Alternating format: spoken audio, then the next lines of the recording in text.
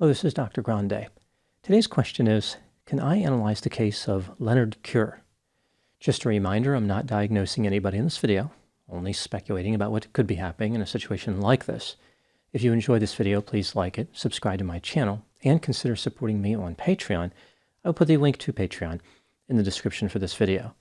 First, I'll look at the background of this case, move to the timeline of the incident, then offer my analysis. On November 10, 2003, at 7:15 a.m., a man robbed a Walgreens store in Dania Beach, Florida. He took money from the safe and fled the scene 9 minutes later at 7:24 a.m. Two employees were in the store, one male and one female. They notified the police. The male employee told the police that the perpetrator was in the parking lot prior to the robbery. He was wearing blue jeans, a blue jean jacket, and a red baseball cap. When the employee opened the door to let his female coworker in, the perpetrator attacked, produced a revolver, and then took $1,700 in cash from the store safe. 2 days later, the two Walgreens employees met with the police to complete a composite sketch. The female employee described a black male who was 5'8" and missing teeth on the left side of his mouth. The male employee did not recall the perpetrator missing any teeth, so their descriptions of the perpetrator were not quite the same. The employees were asked to attend a police lineup a week later. 6 male suspects were presented to the female employee. She selected a man named Leonard Cure as the perpetrator. The male employee was not as certain. He was torn between Leonard and another suspect. Despite this, the police claimed that the male employee only selected Leonard. Leonard Cure was arrested on November 20, 2003. He went to trial in August 2004. The case against him was pretty weak. There was no physical evidence connecting him to the crime. The victim's testimony represented the only evidence against him. There was plenty of exculpatory evidence. For example, Leonard had teeth missing from both the side and front of his mouth, but he wore a dental bridge all the time. Leonard claimed that he had an alibi. He said that he left home at around 6 a.m. with his girlfriend and her 3 children.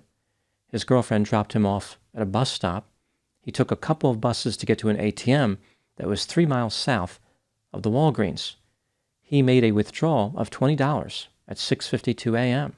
There is no way that he could have made it to the Walgreens store in time to commit the robbery without a motor vehicle.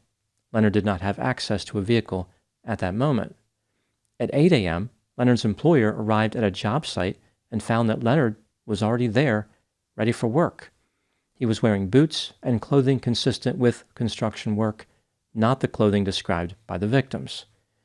The police had spotted a man on the day of the robbery who was wearing the same clothing as the perpetrator described by the male employee. On August 17, 2004, the jury failed to reach a unanimous decision, and a mistrial was declared. The state offered Leonard a plea deal involving 7 years in prison, but Leonard refused. His second trial started a few weeks later. The male Walgreens employee testified that he was not certain that Leonard was the perpetrator. Despite this, Leonard Cure was found guilty of armed robbery with a firearm and aggravated assault with a firearm.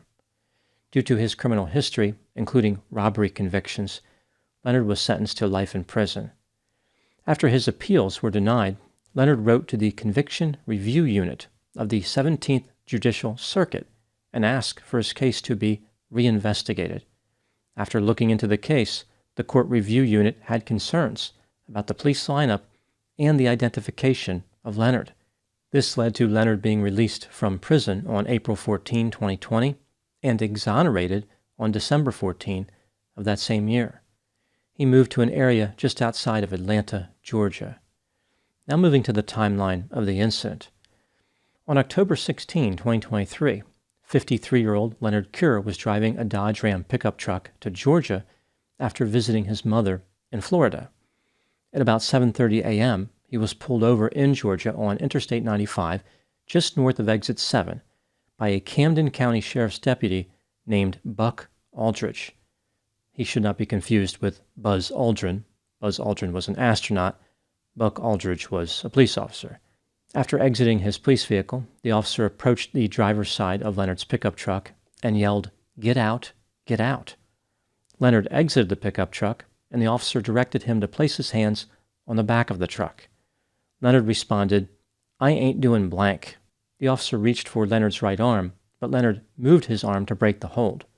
The officer produced a taser, pointed it at Leonard, and ordered him to step to the rear of the vehicle.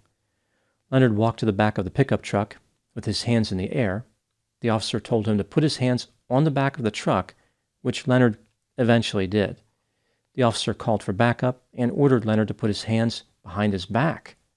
Leonard asked a few questions like who the officer was and was there an arrest warrant. He did not put his hands behind his back. The officer said, "Put your hands behind your back or you are getting tased." Leonard asked why. The officer responded, "Because you are under arrest for speeding and reckless driving." Leonard pointed out that nobody was hurt and asked how he was speeding. The officer claimed that Leonard passed him going 100 miles per hour. Leonard said, quote, "Okay, so that's a speeding ticket, right?" unquote. The officer explained how speeding tickets are criminal offenses in Georgia. He directed Leonard to put his hands behind his back. Leonard indicated that he was not going to jail and pointed his left hand in the air. The officer responded by shooting him with a taser. After a few seconds of being tased, Leonard turned around and physically attacked the officer. As the two were grappling and spinning around behind the pickup truck, the officer fired the taser again. Leonard grabbed the officer's neck and appeared to be getting the upper hand in the fight. The officer tried beating Leonard with his baton, but this did not discourage Leonard from attacking. Leonard said, quote, yeah, blank, unquote, and kept pushing the officer. The blank was a word that rhymes with ditch. At this point, as the two continued to wrestle, the officer produced his service pistol and fired one shot into Leonard's abdomen. This caused Leonard to fall to the ground, writhing in agony.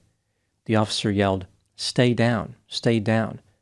Leonard responded with the words, "Too late." As the officer was calling for assistance on the radio, a Brinks armored vehicle backed up along the side of the interstate. The driver assisted the officer by pointing his pistol at Leonard. The officer appeared to be exhausted from the encounter and was breathing heavily. About 2 minutes after the shooting, the officer handcuffed Leonard. Other police officers arrived shortly after this.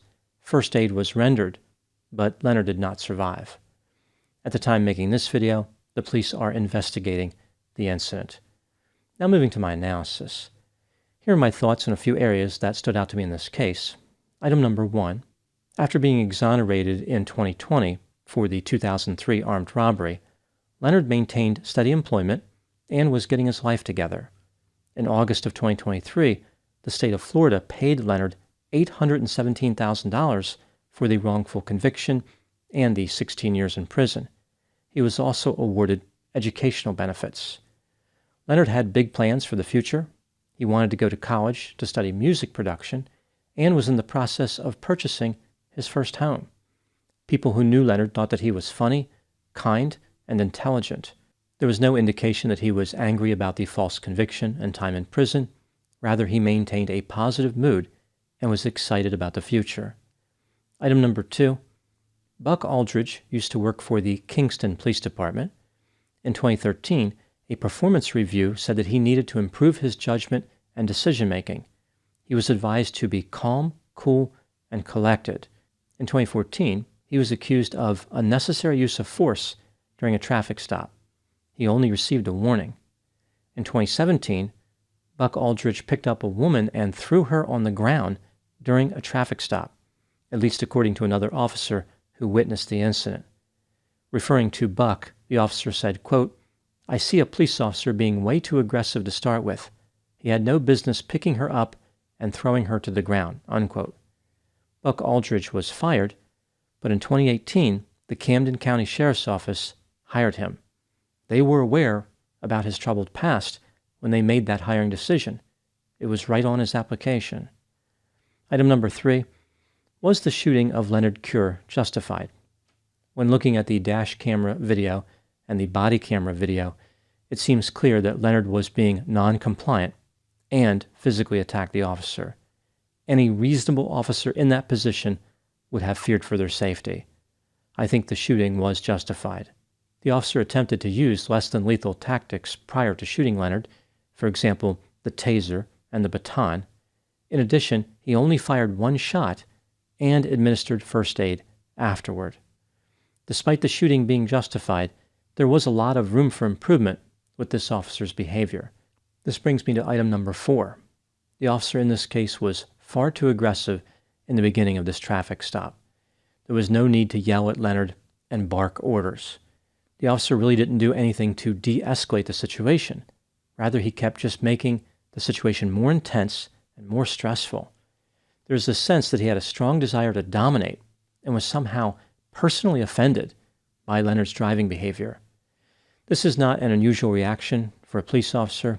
The fact that Leonard did not pull over right away probably only made this reaction stronger. This may have caused the officer to get frustrated and offended. He took that frustration out on Leonard on the side of the interstate. Item number 5. What do I think happened in this case? This is just a theory, my opinion. Leonard had been falsely convicted of a crime, which led to a life sentence. Eventually, prosecutors came to believe that he was actually innocent. He had nothing to do with that armed robbery. Leonard was only targeted by the police because he had a criminal history. Being falsely imprisoned was a horrible and traumatic experience for Leonard. It left him with an understandable distrust of law enforcement. He viewed the criminal justice system as capricious. One day he was minding his own business and going to work. The next day he was in prison for life. He had no sense of security or stability. On October 16, 2023, almost 3 years after being exonerated, Leonard was driving about 90 miles per hour in a 70-mile-per-hour zone. When he saw that he was being pulled over by the police, he became fearful, determined, and belligerent. He accelerated to over 100 miles per hour. I think that Leonard was going to make a run for it, but then he changed his mind. He decided to pull over and attempt to talk his way out of being arrested. The police officer, Buck Aldridge, was overly aggressive and was determined to place Leonard under arrest. Leonard continued looking for a loophole and tried to negotiate, but the officer was not going to bend. This left Leonard with two choices: go to jail or resist arrest and be killed. The former was unacceptable based on his experiences. Therefore, he selected the latter. I don't know when he made this decision, but I think when Leonard pointed in the air with his left hand, it was his way of signifying that it was time to go and there could be no turning back. Leonard was thinking to himself, the die is cast. He crossed the Rubicon and attacked the officer, knowing what the result would be. He did not make any effort to grab the officer's gun. Leonard wasn't trying to kill him. Rather, he was counting on the opposite. After being shot by the officer, Leonard said the words, "Too late." This statement did not make sense as a response to the officer's command to stay down, but it did make sense in a larger context. Leonard may have been speaking metaphorically. It was too late for the criminal justice system to apologize. It was too late to make things right. It was too late for Leonard to find peace. Now moving to my final thoughts. This tragedy occurred because two people with maladaptive thoughts, including rigid thinking, found themselves in a conflict. Neither one was willing to bend, so ultimately one of them broke. Leonard had unjustly suffered for 16 years. He wasn't about to give the government even one more moment of his freedom. Those are my thoughts on the case of Leonard Cure. Please put any opinions and thoughts in the comment section. They always generate an interesting dialogue. As always, I hope you found my analysis of this topic to be informative. Thanks for watching.